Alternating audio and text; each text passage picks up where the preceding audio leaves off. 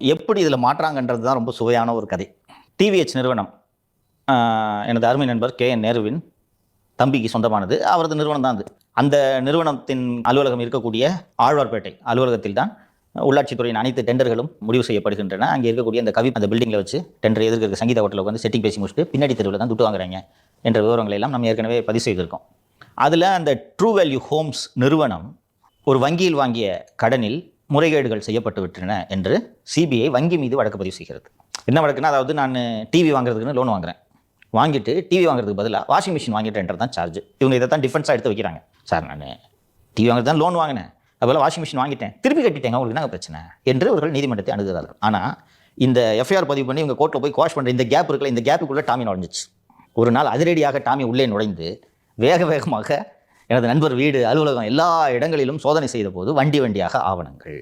அதில் அந்த அமலாக்கத்துறையோட ப்ரெஸ் ரிலீஸில் என்னோட மெமரி கரெக்டாக இருந்துச்சுன்னா, டெண்டர் செட்டிங் நடந்திருக்கு, ரெக்ரூட்மெண்ட்டில் ஸ்கேம் நடந்திருக்கு, ஏராளமான முறைகேடுகள் நடந்திருக்கிறதுக்கான ஆதாரங்கள் எங்களுக்கு கிடைச்சிருக்கு அப்படின்னு சொல்லிட்டு ப்ரெஸ் ரிலீஸ் கொடுத்தாங்க. ரைட்டா?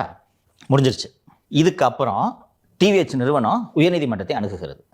அணுகி இந்த பாருங்கள், நான் அந்த வாஷிங் மிஷின் டிவி கதை சொன்ன உடனே இல்லை என்ன இருக்குது, முடிஞ்சு போச்சு, இல்லை பேங்க்குக்கு ஏதாவது லாஸ் இருக்கா, துட்டை திருப்பி கட்டிட்டேன், there is no criminal intention என்று சொன்னதும், ஆமாம் அதை முடிஞ்சு போச்சு, எப்படியா போய் அப்படின்னு சொல்லிட்டு எஃப்ஐஆர் வாஷ் பண்ணிட்டாங்க.